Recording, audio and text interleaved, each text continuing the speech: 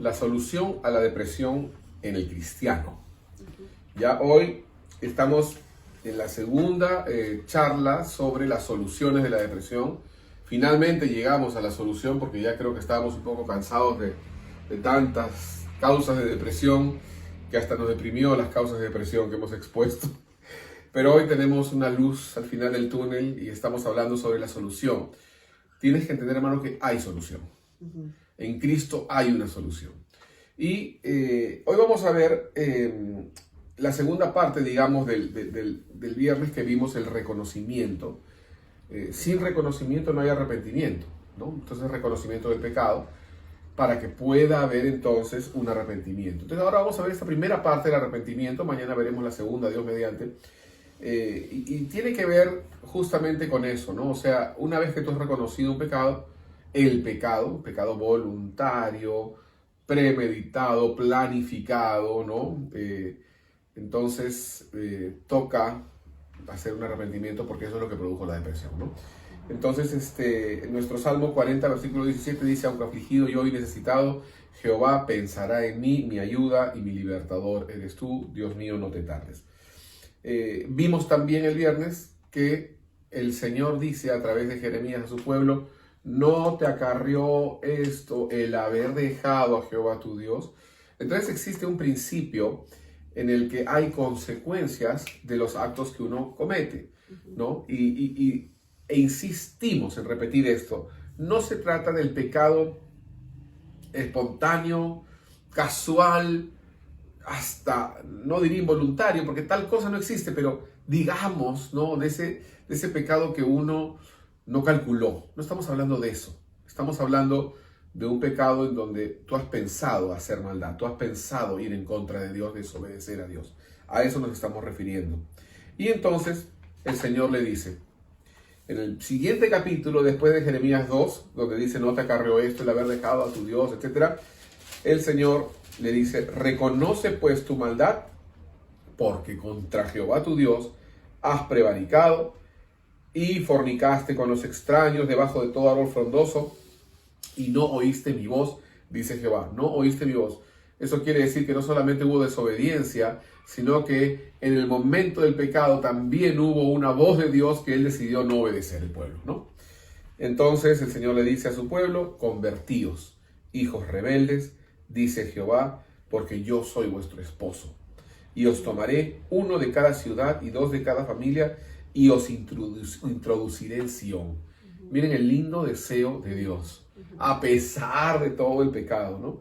Entonces, yo pregunto, y quizás, Jessica, tú podrías respondernos eso, pero ¿a quién hemos ofendido? O sea, en sí, la depresión por el pecado, o sea, ¿por qué pedirle perdón a Dios por habernos deprimido? No, realmente no se trata de... No es eso, es el arrepentimiento de nuestros malos caminos, porque hemos ofendido a Dios. O sea, y por consecuencia caíste en esta, ¿no? En esta vida miserable, ¿no? De tristeza profunda, ¿no? Pero en realidad hemos ofendido a Dios. Y el espíritu lo hemos apagado, lo hemos contristado dentro de nosotros. Voy a leer un versículo, Salmo 51, acerca de David. Versículo 3. Porque yo reconozco mis rebeliones y mi pecado está siempre delante de mí. Él primero reconoció que había pues infringido, o sea, había pecado contra Dios. Y dice así: contra ti solo he pecado y he hecho lo malo delante de tus ojos. Hasta que no reconozcas que ofendiste a Dios. Es cierto, has ofendido a otras personas. Y ¿sabes qué? Lo último que debes hacer es excusarte, decir: es que él me hizo tal cosa, por eso que yo hice lo otro, yo reaccioné así, yo le hice tal cosa, me vengué de esta manera, lo que fuera. Eso es lo último que tú debes pensar. Porque realmente lo que has hecho es ofender a Dios, ¿no? Y también al prójimo, pero a Dios. O sea, ahí está pues el corazón del arrepentimiento, ¿no? Porque él dice así: contra ti solo he pecado y he hecho lo malo delante de tus ojos, ¿sí? Porque el pecado que él había cometido, que había mandado a matar a Urías y todo eso, nadie lo supo, ¿no? Hasta que vino el profeta Natán y lo confrontó. Y qué lindo, amado hermano, y acepta eso, que alguien te confronte, alguien te diga las cosas, quizás te perturbe en ese momento, ¿no? Y te sientas acorralado, no sé, herido, ¿no? Pero no, o sea, es la oportunidad que Dios te está dando para que tú puedas enmendar tus caminos. Y miren, y le dice, para que seas reconocido justo en tu palabra y tenido por puro en tu juicio. El Señor sabe que tú hiciste mal, el Señor no está juzgándote mal, Él sabe, te pesó en la balanza y sabe que infringiste, que pecaste contra Él, ¿no? Entonces, una de las cosas que Natán le dice a David es esto: ¿por qué tuviste en poco la palabra de Jehová? O sea, él conocía al Señor y tú conoces al Señor y sabes qué le agrada y qué no le agrada y qué le ofende a él. Entonces él dijo, has infringido la palabra del Señor, no la obedeciste. Y eso tú lo sabes muy, muy adentro, ¿no? Y entonces David dijo a Natán, pequé contra Jehová. Y empezó su libertad. Empezó él a levantar cabeza. Porque hasta que él le tenía todo tapadito, ¿no? Todo así, sin que nadie se entere, y no pasaba nada. Y había gente que él había mandado a hacer esa maldad, ¿no? Pero ni siquiera ellos lo confrontaron. Entonces, déjate confrontar, no es malo, es excelente, es la bondad de Dios, es la misericordia de Dios que te está guiando al arrepentimiento, para que tú reconozcas que fue contra él. Entonces, que David dijo, contra ti he pecado, ya empezó su libertad. Y ¿saben qué? Yo, ahora que estabas hablando, me ponía a pensar las veces que Dios ha tenido que tratar conmigo, las veces que yo he sido rebelde y he entrado en tristeza profunda por haber desobedecido voluntariamente a Dios. En realidad no existe una forma agradable de llegar al arrepentimiento. O sea, no hay ninguna forma en la que nosotros podemos sentir placer por reconocer nuestro pecado. Siempre va a ser un dolor y es bueno. Siempre va a ser una incomodidad y es bueno.